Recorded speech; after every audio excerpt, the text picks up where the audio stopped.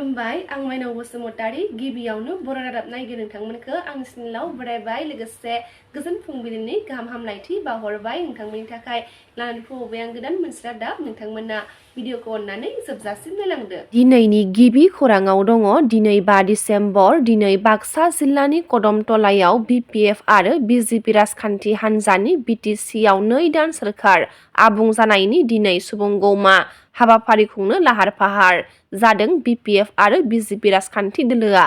मैया सिसिट'आनिफ्राय group of minister जिअ'एमनि चेयारमेन डक्टर रुनुस पेगुजों गोथौ आरो गुवारै सावरायनायनि गेजेरजों मोन 26 आफादा मोन 6 हारिखौ एसटि खालामनो रिकमेन्डेसन होनायनि सायाव अबजेक्सन आरो इन्टारमिन साजेसनखौ गथायबाय। मख'नो गोनांदि सिसिट'आनिफ्राय बे रेकमेन्डेसनखौ गनायना लायाखै होननानै चेयारमेननो फोरमायदों लोगोसे बे रिपर्ट बायदियै आथिखालनि अरिजिनेल ट्राइबेलफोरनि पलिटिकेल रिजार्भेसन एडमिसन आरो जब्स गासै बिथिङाव खहा जागोनखौ गोख्रोङै नारसिनदों। उदालगुरि जिल्ला भेटेरिनारि मावख'आ भेटेरिनारि डाक्टार रफिकुल इस्लामनि हेंथायै नायबिजिरनायखौ फोसावदों। भेटेरिनारि फिल्ड एसिस्टेन्ट रफिकुल इस्लामा रौतानि आमिनपारा गामियाव गावखौ सोरखारि जुनार बिफाननि डाक्टार होनना सिनायथि होना मानै मोसौखौ फाहामथाय होदोंमोन, नाथाय मोसौनो एक्सपायरि डेट थांनाय मुलि होनानै फाहामथाय होनायनि जाउनाव मोसौआ थैयो होनना खौरां मोननाय जादों।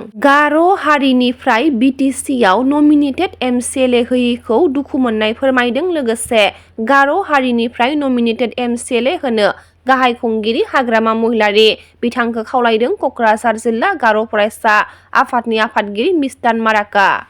बिटिसिनि गासै 4,50,000 आइजोफोरा फैगौ 12 डिसेम्बरनिफ्राय अरुणोदय बिथांखिनि रांखौ मोनफिनसिगोन होनना आसामनि गिबि मन्थ्रि बिथां डक्टर हिमन्त बिश्व शर्मा बिथाङा फोरमायथिदों। बिटिसिआव दावराव दावसि थासारि खालामग्रा मास्टार माइन्डआनो जादों इउजि ब्रह्म बिथां होनना हाग्रामा महिलारि बिथाङा खौरांगिरिफोरनि सोंथियाव फोरमायथिदों। लोगोसे जेन जिखौ उरखावग्रा ब्रह्मआसो मिथिगौ होनना हाग्रामा महिलारि बिथाङा फोरमायथिबावदों। মই কি কয় ইউজি ব্ৰহ্মক কি কয় মই আণ্ডাৰগ্ৰাউণ্ড কৈছে না নহয় আগতীয়াকৈ ইলেকশ্যন নিৰ্বাচনৰ সময়ত মই আণ্ডাৰগ্ৰাউণ্ড কৈছে না নাই ইয়াৰ এক্টিভিটিটো আপোনালোকে ধৰিব নোৱাৰিব। মুঠতে ইউজি আপুনি তাক কেনেকৈ ধৰিব কেনেকৈ প্ৰমাণ কৰিব ইয়াৰ মুখৰ পৰাই ওলাই থাকে জিনজে বুলি কোৱাটো জানে এইটো জিনজেটো কি বস্তু জানে ইউজি ব্ৰহ্মৰ পৰাই ওলাই থাকে জিনজে এতিয়া যে আপোনালোকে ইউজি ব্ৰহ্মক সোধক আণ্ডাৰগ্ৰাউণ্ডক সোধক মই নকম। हाग्रामा महिलारि बिथाङा बिटिसि सेक्रेटारियेटखौ गाग्लोबनायाव इउपिपिएल दोलोनि थुनज्लायनायावनो जादों बुंनाया सोमोनांथावना आरो सोंखारिथावना जादों होनना बारग' इएम रनजित बसुमतारी बिथाङा फोरमायथिदों। रायखसनि खुगायाव मन'जाहां अबस्थाखौ नुखानानै इमसन जानानै सोमावसारदों। बे सोमावसारनायखौ लानानै हाग्रामा आरो बिपिएफनि मानसिफोरा इउपिपिएलनि फिसाफोर बा न'खरनि मानसिफोर होननानै बुंनाया हारिखौ लाजि फोनांनाय बायदि जादों। बिटिसिनि सेक्रेटारियेट मावख'खौ गाग्लोबनायनि बेलायाव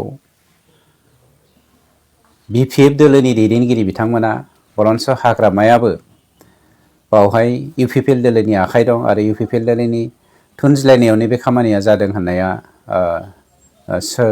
सोमोनांथावना आरो सोंखारिथावना। कास्टम बसुमतारिया लाइमोनफोरनि फिउचारनि बाथ्रा बुङै बुङै राजखान्थि खालामबाय। कास्टम बसुमतारी बिथाङा दिपेन बर' बिथांखौ सोंखारिनो लाजिनांगौ होनना सालाकाथि दख'रा एबसुनि आफादगिरि दनेन नार्जारि बिथाङा फोरमायथिदों। जोङो बुंनो नागिरदों एबसुआ बा मानगोनां दिपेन बर' सारनि दैदेननाय दुलाराय बर' फरायसा आफादा जाय समनिफ्राय नैबे एन्टि एसटि फोरनि हेंथायै जेसेबां जुजिदों बा आन्दालन खालामदों रावबो बिटिसिनि बिटिआरनि बड'लेण्डनि दैदेनगिरिफोरखौ मुर्दाबादबो बुङाखै हाय हायबो बुंनाय जायाखै। किन्तु आनफर्चुनेट दिनै बहानिफ्राय बेबायदि खालामनो नागिरदों सोरबा कास्टम बसुमतारिमोन सोरबा दिनै कमप्लिटलि बिपिएफनि बिथांमोना दिनै बेखौ पलिटिकेल कालार होनो नागिरनाया बे जोंनि थाखाय दुखुनांथाव। दिनै नोंथांमोना नाय मोनबेसे आन्दलनावहाय दिनैहाय एसटि प्रटेस्ट खालामनायनि आन्दलनाव सोरखौ मुर्दाबाद होनबोफेरदों बिथांमोना भिडिअ फुटेज देखायथों। दा नाम्बार 1 दिनै रावखौबो बुंनाय जायाखैमोन खालि बुंनाय जादों जे एसटिखौ जाहोआ बा दिनै आसाम सरकारजों बे बाथ्राफोरखौ फाइट खालामबोनाय जादोंमोन दिनै बेयावनो दाख्लै जोंनि फरायसा बिथांमोना गाव गावनि फिउचारखौ लानानै 29 थारिख खालि आन्दालन खालामबाय नैबे बडलेण्ड इउनिभारसिटिनिफ्राय लानानै नैबे सेक्रेटारियेटसिम बेवहाय एसे एनै इमोशनजों मोनसे भायलेन्स जाबाय गंनै गंथाम सियार बायबाय दिनै बेखौ लानानै जोंनि मानसिफ्रा फुरा बेस्थ' थारमाने सियार बायबाय ओरै बायबाय बिमा बिफानि सम्पति नामा बियो 5000 मुंख्लंनि बिनिमयाव मोननाय ठीक आसे जों बयबो मिथिगौ 5000 मुंख्लंनि बिनिमयाव मोननाय जिनिसखौ जोङो मानो नांगौ जुदि जोंहा जेबोआनो जुदि एसटी थाखांनाय 6टा जातिफोरखौ एसटी खालामखांनायनि उनाव जोंहा मा थागोन दिनै लाइमोनफ्रा बिनि थाखाय गिदिर कुइसन जादों जों बै सियाराव जुदि जोंनि बर' मानसिया जिरायनो मोनाबा बे सियारखौ मानो नांगौ दिनै सियार बायनाया गिदिर खोथा नङा नाथाय सियाराव जिरायनो मोनाबा जों बेयाव नायग्रा जानाङोबा बिसोर देरसिन बाथ्रा ओंखायनो दिनै बेखौ लानानै बुंगासिनो दङ दिपेन बर' सारनि माने इनस्टिगेशन दं बायदिसिना एबसुनि आरे भाई एबसुआ सोरखौबा इनस्टिगेशन होनांगौ दिनैनि थारिखआव सम नङा बिथांमोना बुंथों जे एसटी करन खालामनायखौ खालामहोयो ना खालामहोआ बेनि बाथ्राखौ बुंथों सियार बायनायनि डिबेटनि बाथ्रानि सम नङा दिनैनि थारिखआव गंबेसे सियार बायदों बिनि डिबेट जानांगौनि बाथ्रा गैया एसटीखौ नोंथांमोना खालामहोनो गोसो दं ना गैया दिनै सिटुएसना बेखौसो थिनदों दिनै बे बाथ्राखौ मानो बुंनो हायाखै मानगोनां कास्टम बसुमतारी आदा आं स्पष्ट बाथ्रायै दिनै बुङो नोंथाङा मानगोनां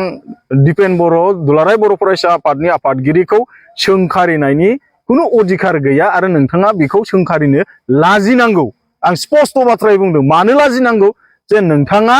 दिनै जाय समावहाय नोङो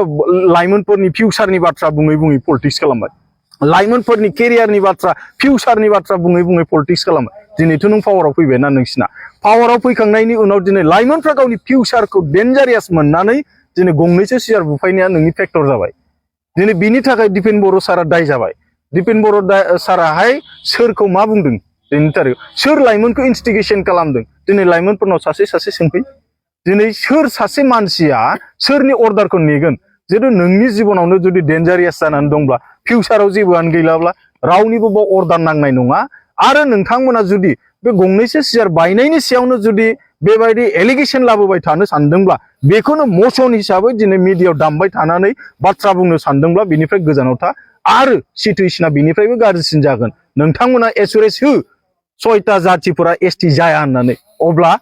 नोंथांमोना बे लाइमोनफोरखौ सोरबाया इनस्टिगेशनबो होनाङा बादाबो होनाङा साइलेन्टलि बयबो गावबा गाव फरायनांगौ फरायगोन बयबो गावबा गाव खामानिखौ मावगोन आं बेखिनि बाथ्राखौ दिनै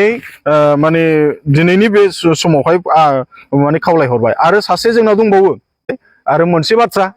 दाख्लै जों नुबाय थादों माने स्टुडेन्टफ्रा जेलानाखि आन्दालन खालामदों गंनै गंथाम सियार बायदों भेन्डेलाइज जादों बिनि सायाव केस होदों केस होनाय दिनैहाय समाधान खालामनो हाया हाग्रामा महिलारिया बिनि उनाव प्रेस मिट होदों जे बिथाङा बुंदों सोरबा आंखौ दांफैथों होनदों दम दंबा आंखौ दांफैथों बुंदों सोरखौ सिगिनाय जादों बेलाय नोंथांखौ सोरबाया बुनो नोंथांनि बिखा सेख'नो थै सेख'नो बिख्लो सेख'नो थाखाय रावबो आन्दालन खालामाखै हाग्रामा महिलारिया बेखौ स्पष्ट जानांगोन जे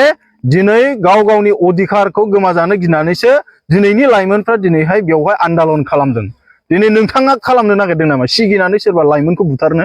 नोंथाङा खालामनो नागिरदों नामा जे सोरखौबा दिनैहाय बुथारनानै बे आन्दालनखौ स्टप खालामनानै दोननो खबरदार दिनै साफ्रोम लाइमोना दिनै गावनि फिउचारखौ लानानै दिनै सिन्था खालामदों आरो बेजों सोरबाया जुदि गेम गेलेनो नागिरदोंबा बे मानसिया गोजानाव थानांगोन सोरबा लाइमोना जुदि दिनैनि बे आन्दालननि गेजेरजों केस जानाङोब्ला आरो बेयाव साननानै ला जाय केस होग्रा बेबो इजि बारग'नाय नङा दिनै नोंथांमोना सय सम्पति जाबाय जानो हागौ नोंथांमोननि फिसानिफ्राय लानानै फिसौसिमा जानाय अभाब गैयि जानो हागौ नाथाय जोंनि साफ्रोम लाइमोना जायफोर नोंसिनो भट थुदों बै समावहाय बिथांमोनाबो दिनैहाय जेबो गैया दा दिनैहाय जोंनि गेजेराव जाय थाखानाय एसटीआनो गावजों गाव सेलायनायावनो दिनै साख्रि बाख्रि मोनाखै दिनै फरायनो थाखाय सुबिदा मोनजोबाखै आरो दिनै नोंथांमोना बेवहाय आराम सियाराव जिरायनानै भाषण होगासिनो दङ जे 6टा जातिफोरखौ एसटी खालामनायाव आपत्ति गैया जों गासैखौबो बुंगोन दिनै सोरबाया सोर मा पार्टियाव दं गैया एबसुआ जों बेखौनो बुंदों जे गासिबो दिनैनि थारिखआव गाबथानांगौ आरो बेवहाय जातिनि पार्टिनि खोथा लायालासे जोङो दिनै बेखौ रियेल फेक्टआवहाय जोङो मा खालामनांगोन जोङो फाइट खालामनांगोन जों बेखिनिखौ आसा फारियो आरो बेवहाय जोङो स्पष्ट खालामगोन दिनै जातिया अनोब्लासो नोंथांमोननि पलिटिकेल केरियारा गोबाव जोरगोन जातिया जुदि अलखदाव जाबाय बिग्रायोब्ला नोंथांमोना साननानै ला नोंथांनि सम्पति सोरजिनाय दिनैनि पलिटिकेल केरियाराबो गाबोननो बायगोन बे स्पष्ट बाथ्रा जों बेखिनि बाथ्राखौ बुंबाय गोजोन्थों।